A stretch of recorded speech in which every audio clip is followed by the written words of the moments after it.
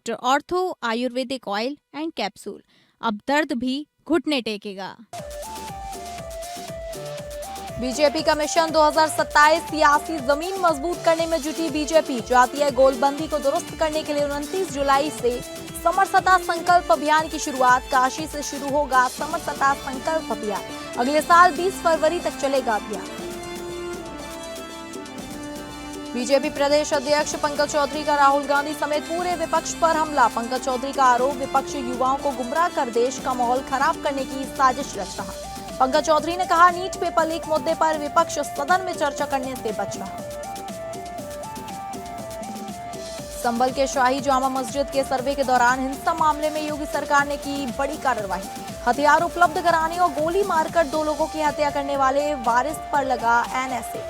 वारिस का Dubai connection भी आया सामने। पुलिस ने बताया फरार गैंगस्टर शारिक साठा का करीबी।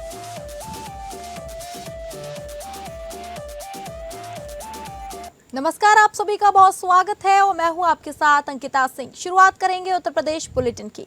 यूपी विधानसभा चुनाव में अब काफी कम वक्त समय बचा है। ऐसे में राजनीतिक दल अपनी तैयारियों पर अमल करने में जुट गए हैं। रोड शो और रैलियों से पहले जातीय और सियासी समीकरण साधे जा रहे हैं। इसी कड़ी में भाजपा उत्तर प्रदेश में बड़ा दांव चलने जा रही है। समरसता संकल्प अभियान के जरिए बीजेपी की नजर जातीय गोलबंदी को दुरुस्त करने की है। भारतीय जनता पार्टी 29 जुलाई से उत्तर प्रदेश में व्यापक स्तर पर समरसता संकल्प अभियान की शुरुआत करने जा रही है। यह अभियान महज कुछ दिन का न होकर अगले साल 20 फरवरी यानी लंबे समय तक चलने वाला है। महाअभियान की शुरुआत 29 जुलाई को प्रधानमंत्री मोदी के संसदीय क्षेत्र और धर्मनगरी काशी से होगी।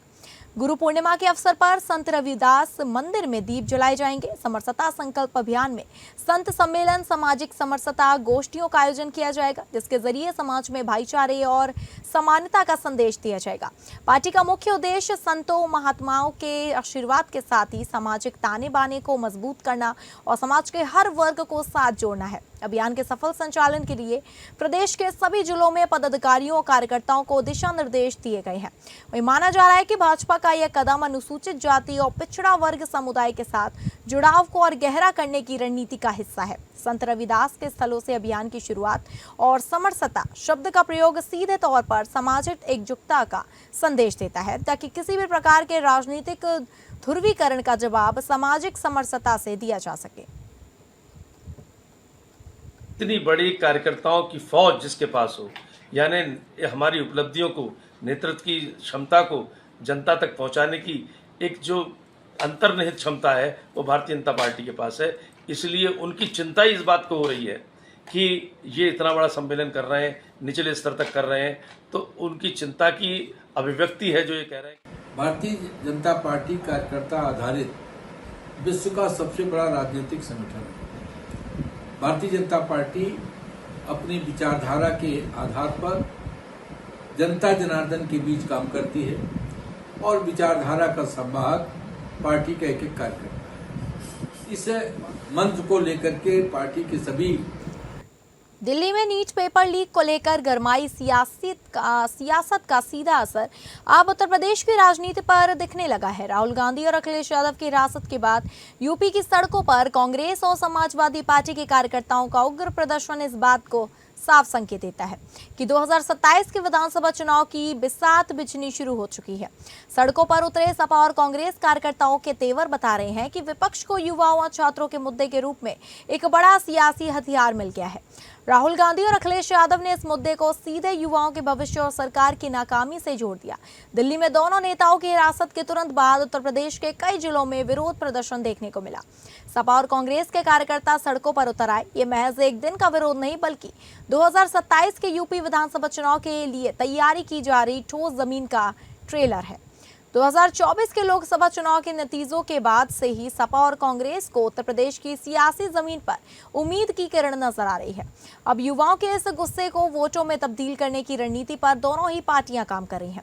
हालांकि बीजेपी और उसके साथी दल इस बात को न सिर्फ सिरे से खारिज कर रहे हैं, बल्कि नकल और बेरोजगारी पर विपक्ष को ही कटघरे में खड़ा कर रहे हैं। सुपवा तो सुपवा चलनिया बोला था जेकरे 72 वो छेदवा। समाजवादी पार्टी की सरकार में खुली में नकल होती थी, पेपर बिकते थे, और रिजल्ट बिकते थे। ये कोई किसी से छुपा नहीं है। वो लोग प्रदर्शन कर रहे हैं। और कांग्रेस की बात हो रही है। जब अगर हम कांग्रेस की सरकार की बात करें तो उनकी सरकार में भी पेपर लीक हुए हैं। वो भी हरिश्चंद्र की औलाद नहीं है। उस कमी को दूर करने के लिए सरकार ने प्रयास किया। आपने देखा कि नीट की परीक्षा देश के प्रधानमंत्री जी ने अपनी मुट्ठी में लेकर के कि इसको हम देके कराते हैं, एक रिहर्सल उन्होंने किया और पूरे देश में नीट की परीक्षा करा दिया। कहीं भी पेपर लीक का मामला नहीं आया। खाद, डीएपी की कमी और बिजली कटौती जैसे मुद्दों को लेकर राजधानी लखनऊ में कांग्रेस ने प्रदर्शन किया। लखनऊ जिलाधिकारी कार्यालय पर कांग्रेस कार्यकर्ताओं ने प्रदर्शन करते हुए खेती किसानी को लेकर राज्य सरकार की नीतियों का विरोध किया। प्रदर्शनकारियों ने कहा कि आज किसान खाद और बिजली की समस्या से जूझ रहे हैं। स्मार्ट मीटर के नाम पर आम जनता से अवैध वसूली की जा रही है। कांग्रेस हर कदम पर अन्नदाताओं और जनता के साथ खड़ी है।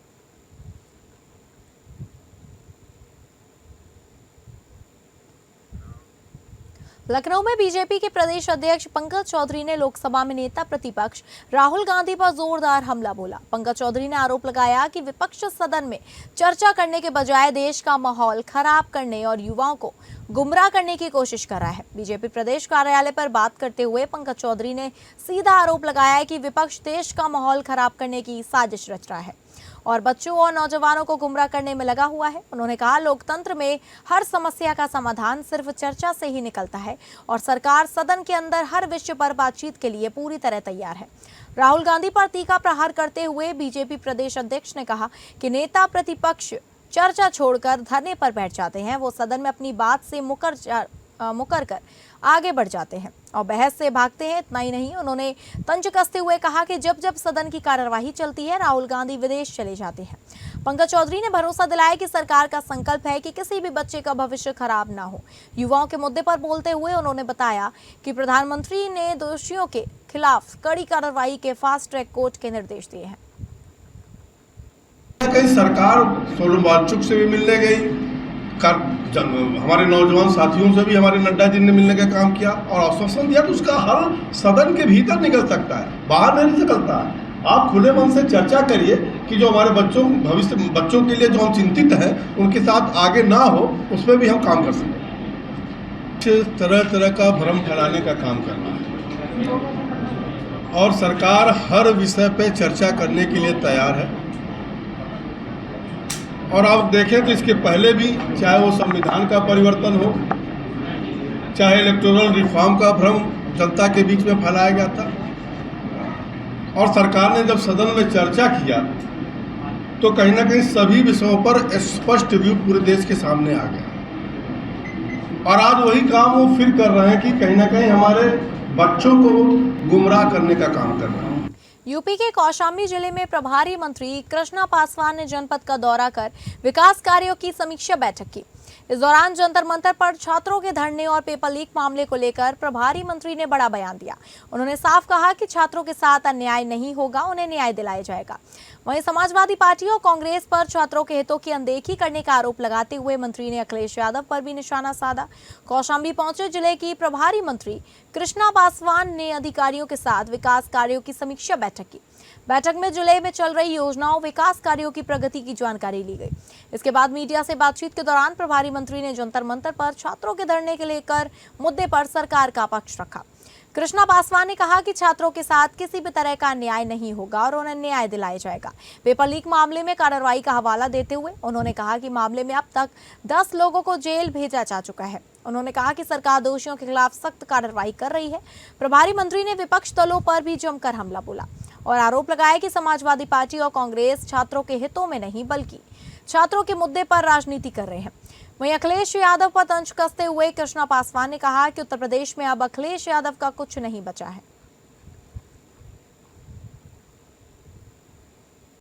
आकर के विकास कार्यों की विकास की समीक्षा बैठक करी और जिले के जिला अधिकारी और एसपी और पूरे अधिकारी एक एक बिंदु पे, हर विषय पे, हर विभाग पे विकास कार्यों की समीक्षा हुई है और संतोषजनक जवाब भी आए हैं और जहां पर कोई कमियां थी उनके लिए निर्देश भी हुए। मैडम, पेपर लीक को लेकर दिल्ली में धरना चल रहा है, लाठी भी चार्ज हुई, छात्र छात्राओं को मारा भी गया है, धर्मेंद्र प्रधान की लगातार इस्तीफे की मांग की जा रही है। देखिए, देश में सरकार भारतीय जनता पार्टी की है, देश के यशस्वी प्रधानमंत्री नरेंद्र मोदी जी हैं और उत्तर प्रदेश के यशस्वी मुख्यमंत्री योगी आदित्यनाथ जी हैं। अगर नीट का पेपर लीक हुआ है तो छात्रों के साथ अन्याय नहीं होगा, उनको न्याय मिलेगा और जो भी इस लीक पेपर में पकड़ा जाएगा, 10 लोग जेल गए भी, और जो भी पकड़ा जाएगा उनके साथ कार्रवाई होगी। दिल्ली के जंतर मंतर पर छात्रों के प्रदर्शन के दौरान हुए लाठीचार्ज के बाद उत्तर प्रदेश राज्य महिला आयोग के अध्यक्ष ने विपक्ष पर तीखा हमला बोला है। उन्होंने कहा कि छात्रों के मुद्दे पर राजनीति करना गलत है और बच्चों को राजनीतिक मोहरा नहीं बनाया जाना चाहिए। उन्होंने कहा कि पेपर लीक जैसी घटनाओं से छात्रों का मनोबल टूटता है और सरकार इस मुद्दे को गंभीरता से ले रही है। उनके मुताबिक मामले की जांच सीबीआई और एसटीएफ कर रही है तथा दोषियों के खिलाफ 10 साल तक की सजा और भारी जुर्माने का प्रावधान किया गया है। डिंपल यादव के जंतर मंतर पहुंचने पर उन्होंने कहा कि यदि वह छात्रों से मिलने गई तो यह अच्छी बात है, लेकिन विपक्ष को छात्रों के नाम पर राजनीति नहीं करनी चाहिए। उनका कहना था कि सरकार छात्रों और छात्राओं के साथ खड़ी है और उनकी भावनाओं का सम्मान करती है। शिक्षा मंत्री के इस्तीफे की मांग पर उन्होंने कहा कि एक घटना के आधार पर पूरे सिस्टम को कटघरे में खड़ा करना उचित नहीं है। वहीं उन्होंने कहा कि यदि छात्रों की मांगे नियम और व्यवस्था के अनुरूप होंगी तो सरकार उन पर जरूर विचार करेगी। भाजपा कार्यकर्ताओं पर लगाए गए आरोपों पर उन्होंने विपक्ष से सबूत पेश करने की चुनौती दी। साथ ही निजी अस्पतालों में प्रसूताओं की मौत और मानक विहीन नर्सिंग होम के मामले में सीएमओ से विस्तृत रिपोर्ट लेकर कार्रवाई का भरोसा दिलाया।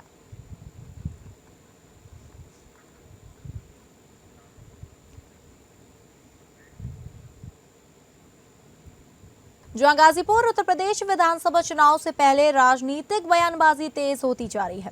इसी कड़ी में गाजीपुर में सुहेलदेव भारतीय समाज पार्टी ने समाजवादी पार्टी के खिलाफ जोरदार हल्ला बोल प्रदर्शन किया।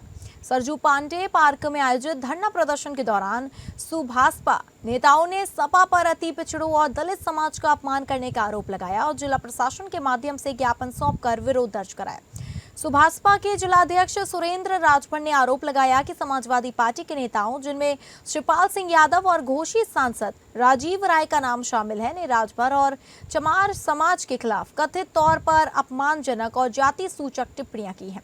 उन्होंने कहा कि पीडीए का नारा देने वाले सपा वास्तव में जातीय वैमनस्य फैलाने का काम कर रही है। सुरेंद्र राजभर ने तीखा राजनीतिक हमला बोलते हुए कहा कि पिछले विधानसभा चुनाव में हम समाजवादी पार्टी के साथ थे, तब भी वह 125 सीटों पर सिमट गई थी। इस बार हम उनके खिलाफ हैं, इसलिए समाजवादी पार्टी सत्तावादी पार्टी बनकर रह गई है। जंतर मंतर पर चल रहे छात्र आंदोलन को लेकर भी सुभाषपा ने अपनी राय रखी। पार्टी नेताओं ने कहा कि वे छात्रों के हितों के साथ हैं और उनकी समस्याओं को सरकार के समक्ष उठाते रहते हैं, लेकिन सपा और कांग्रेस इस आंदोलन का राजनीतिक लाभ लेने की कोशिश कर रही है। उन्होंने ये भी कहा कि नीट पेपर लीक मामले में सरकार जांच कर दोषियों को जेल भेज चुकी है। वंचित गरीब समाज के लोगों के ऊपर आपत्तिजनक बयान देना, उनको जाति सूचक शब्दों से अपमानित करना, उनकी ज़मीनों पर कब्जा करना, इस तरह के अन्याय और अत्याचार से पीड़ित होकर के सुहेलदेव भारतीय समाज पार्टी आज जनपद के सभी, पूरे उत्तर प्रदेश के सभी जनपद मुख्यालयों पर ज्ञापन सौंपने का काम कर रही है। लगातार पिछले कई दिनों से देखा जा रहा है कि समाजवादी पार्टी जो है सुहेलदेव पार्टी पर हमला हुआ। निश्चित ही केवल सुहेलदेव पार्टी ही नहीं, बल्कि समाज के हर वर्ग के लोगों पर, चाहे वो ब्राह्मण समाज हो, चाहे वो क्षत्रिय समाज हो, चाहे वो राजभर समाज हो, चाहे निषाद समाज हो, और यह सब काम समाजवादी पार्टी के शीर्ष नेतृत्व के इशारे पर माननीय शिवपाल यादव जी जैसे लोग जब राजभर समाज को, निषाद समाज को तुच्छ और नीच कहने का काम करते हैं। उत्तर प्रदेश के शामली में मुख्यमंत्री योगी आदित्यनाथ के एक बयान को लेकर किसानों ने विरोध प्रदर्शन किया। किसानों ने कलेक्ट्रेट पहुंचकर प्रदर्शन किया और राज्यपाल के नाम संबोधित ज्ञापन जिलाधिकारी को सौंपा। दरअसल शामली की एक जनसभा में मुख्यमंत्री योगी ने भाजपा के प्रदेश उपाध्यक्ष और पूर्व गन्ना मंत्री सुरेश राणा की तुलना भारत रत्न एवं पूर्व प्रधानमंत्री चौधरी चरण सिंह से की थी। इसी टिप्पणी पर किसानों ने कड़ी आपत्ति जताई। प्रदर्शनकारियों का कहना है कि चौधरी चरण सिंह देश के किसानों के सम्मान, स्वाभिमान और अधिकारों के प्रतीक है। उनकी तुलना किसी भी समकालीन राजनीतिक नेता से करना उचित नहीं है। किसानों ने मुख्यमंत्री से इस टिप्पणी पर सार्वजनिक रूप से खेद व्यक्त करने और भविष्य में महान विभूतियों को राजनीतिक विवादों से दूर रखने की मांग की। किसानों का आरोप है कि इस बयान से किसान समाज की भावनाएं आहत हुई हैं। उनका कहना है कि चौधरी चरण सिंह का किसानों और ग्रामीण भारत के विकास में अतुलनीय योगदान रहा है, इसलिए उनकी गरिमा और सम्मान हर हाल में बनाए रखा जाना चाहिए। चौधरी साहब, आज डीएम ऑफिस आए, क्या पूरा मामला? योगी जी पिछले हफ्ते शामली जिले के कैराना में आए थे पीएससी पुलिस का उद्घाटन करने के लिए। बहुत अच्छी बात है। जिले में उनके सामंजस्य में जो भी काम हुए उनका धन्यवाद करते हैं। पर उन्होंने अपने स्पीच में हमारे पूर्व प्रधानमंत्री भारत के चौधरी चरण सिंह जी के बारे में जो टिप्पणी की, और उन्होंने कहा कि आज़ादी के बाद जितना काम चौधरी चरण सिंह जी ने किया देश के लिए, उतना ही काम गन्ना मंत्री सुरेश राणा ने किया। आजमगढ़ के निजामाबाद विधानसभा क्षेत्र से समाजवादी पार्टी के वरिष्ठ विधायक आलम बदी आजमी को गुरुवार शाम हजारों नम आंखों के बीच अंतिम विदाई दी गई। उनके कुर्मी टोला स्थित आवास से निकली अंतिम यात्रा में जन सैलाब उमड़ पड़ा। खराब मौसम के बावजूद बड़ी संख्या में लोग अंतिम दर्शन और श्रद्धांजलि देने पहुंचे। मुकेरीगंज स्थित जाने तुरशाद कब्रिस्तान में उन्हें पूरे सम्मान के साथ सुपुत्र एक खाक किया गया। बुधवार देर रात 92 वर्षीय आलम बदी आजमी ने अपनी कुर्मी टोला स्थित आवास पर अंतिम सांस ली थी। वह पिछले कई दिनों से बीमार चल रहे थे। लखनऊ में इलाज के बाद उन्हें घर भेज दिया गया था, जहां चिकित्सीय देखरेख के बीच उनका उपचार चल रहा था। देर रात उनकी तबीयत बिगड़ने पर उनका निधन हो गया। उनके निधन की खबर फैलते ही पूरे आजमगढ़ और पूर्वांचल में शोक की लहर दौड़ गई है। गुरुवार को दोपहर बाद उनके आवास से अंतिम यात्रा निकाली गई, जिसमें समाजवादी पार्टी के सांसद धर्मेंद्र यादव, विधायक दुर्गा प्रसाद यादव सहित समाजवादी पार्टी के अनेक नेता, जनप्रतिनिधि और कार्यकर्ता शामिल हुए। इसके अलावा विभिन्न राजनीतिक दलों के नेताओं, सामाजिक संगठनों के प्रतिनिधियों और बड़ी संख्या में आम नागरिकों ने भी अंतिम यात्रा में हिस्सा लेकर उन्हें श्रद्धांजलि अर्पित की।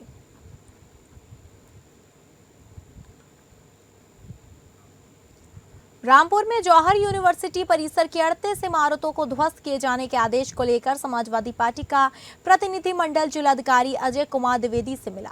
प्रतिनिधिमंडल का नेतृत्व उत्तर प्रदेश विधानसभा में नेता प्रतिपक्ष माता प्रसाद पांडे ने किया।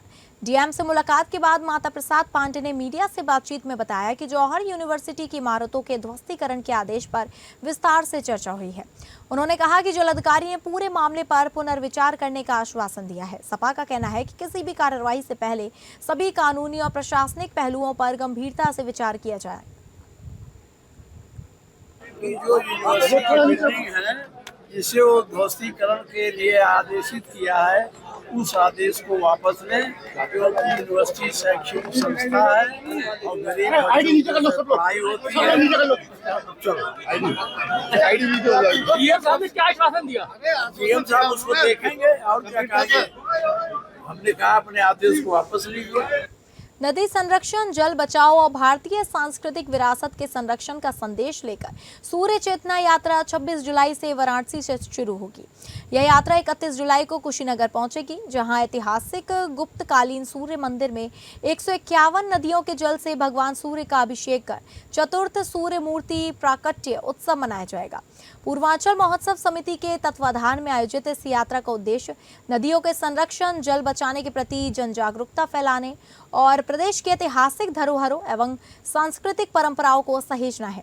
यात्रा वाराणसी से शुरू होकर लखनऊ, अयोध्या, मगहर, गोरखपुर सहित विभिन्न जिलों से गुजरते हुए 31 जुलाई को कुशीनगर पहुंचेगी। यात्रा की खास बात यह होगी कि इसमें देश और विदेश की 151 नदियों के जल कलश शामिल होंगे। इसके साथ ही देश के विभिन्न मठों और मंदिरों के आचार्य, संत, महात्मा और श्रद्धालु भी इस यात्रा का हिस्सा बनेंगे। कुशीनगर के तुर्कपट्टी स्थित ऐतिहासिक गुप्तकालीन सूर्य मंदिर में 31 जुलाई को भगवान सूर्य का 151 नदियों के पवित्र जल से अभिषेक किया जाएगा। इसी अवसर पर चतुर्थ सूर्य मूर्ति प्राकट्य उत्सव का भव्य आयोजन भी होगा, जिसकी तैयारियां अंतिम चरण में है। बेसिकली ये पूरा कार्यक्रम है भगवान सूर्य की महिमा को आमजन में पहुंचाने की, और दूसरा है कि कम से कम पर्यटन के दृष्टिकोण से कुशीनगर को केवल भगवान बुद्ध से नहीं बल्कि भगवान सूर्य के नाम से भी जाना जाए, क्योंकि एक पुरातन मंदिर हमारे जनपद में स्थापित है। और इसके साथ साथ एक संदेश देने की कोशिश है इस पूरे यात्रा के माध्यम से कि हम कहने को तो जल ही जीवन कहते हैं, लेकिन नदियों की जो दुर्दशा है उससे आने वाले समय में अगर हम निजात नहीं पाए तो एक पानी का गंभीर संकट इस देश को भुगतना पड़ सकता है। इस यात्रा के पीछे धार्मिक उद्देश्य भी है, एक जन चेतना, सामाजिक सरोकार। बेसिक तौर पर जनपद में जैसे यात्रा जब चलेगी तो केवल ये नहीं कि वो कुशीनगर है, ये पूरे पूर्वांचल के जो भी पर्यटन स्थल हैं, चाहे वो मार्कंडे महादेव हो, चाहे बनारस बाबा विश्वनाथ हो, या फिर माँ विंध्यवासिनी का मंदिर हो, या संगम स्थल हो, अयोध्या में प्रभु राम का मंदिर हो, मगहर में कबीर जी का स्थली हो, या जनपद में भी अलग अलग, चाहे खनवार भवानी हो, कुबेर स्थान हो, हर जगह यात्रा जाएगी और अपने जनपद के पर्यटन स्थल है उसके बारे में लोगों से अवगत भी कराएगी, और जो अपने साथ यात्री चल रहे हैं उनका भी दर्शन का माध्यम बनेगी। उत्तर प्रदेश के चंबल में शाही जामा मस्जिद के सर्वे के दौरान हुई हिंसा के मामले में पुलिस ने बड़ी कार्रवाई करते हुए आरोपी वारिस पर राष्ट्रीय सुरक्षा कानून यानी एनएसए के तहत कार्रवाई की है। 24 नवंबर 2024 को शाही जामा मस्जिद श्री हरिहर मंदिर सर्वे के दौरान हुई हिंसा में 2 लोगों कैफ और नईम की हत्या हुई थी। पुलिस के मुताबिक वारिस पर हिंसा भड़काने, हथियार उपलब्ध कराने और हत्या की साजिश में शामिल होने के आरोप है। पुलिस का दावा है कि वारिस का फरार गैंगस्टर शारिक साठा का करीबी है। शारिक साठा फिलहाल दुबई में छिपा हुआ है और उसकी गिरफ्तारी के लिए रेड कॉर्नर नोटिस और लुकआउट नोटिस जारी किया जा चुका है। संभल के पुलिस अधीक्षक कृष्ण कुमार बिश्नोई ने बताया कि इससे पहले मुल्ला अफरोज और गुलाम पर भी एनएसए के तहत कार्रवाई की जा चुकी है। वारिस के खिलाफ हिंसा, फायरिंग और हत्या समेत कई गंभीर धाराओं में मुकदमे दर्ज है। पुलिस का कहना है कि मामले की जांच जारी है और उपलब्ध साक्ष्यों के आधार पर सभी आरोपियों के खिलाफ नियमानुसार कार्रवाई की जाएगी। लखनऊ की हजरतगंज पुलिस ने फर्जी आधार कार्ड से फर्जी खाता खुलवाकर उसमें विदेशों से पैसे मंगवाकर वाले गिरोह का भांडाफोड़ किया है। आरोपी लोगों को अच्छी सैलरी देने का लालच देते थे, उसके बाद उनके आधार का एड्रेस बदल देते थे, फिर फर्जी कागजों से खाता खुलवाते थे, फिर उसमें बाहर के देशों खासकर चाइना से पैसा मंगवाकर उसको दूसरी करेंसी में कन्वर्ट करते थे, फिर उसे दूसरे खाते में भेज देते थे। फिलहाल पुलिस ने इस गैंग का भांडाफोड़ किया है और एक महिला और 2 पुरुषों को गिरफ्तार किया है। उनके पास से 23 ATM card, 13 passbook, 9 chequebook, 5 mobile और 5 लाख म्यूल खाते से फ्रीज किए गए हैं। फरार हुए सभी आरोपी की तलाश अभी जारी है।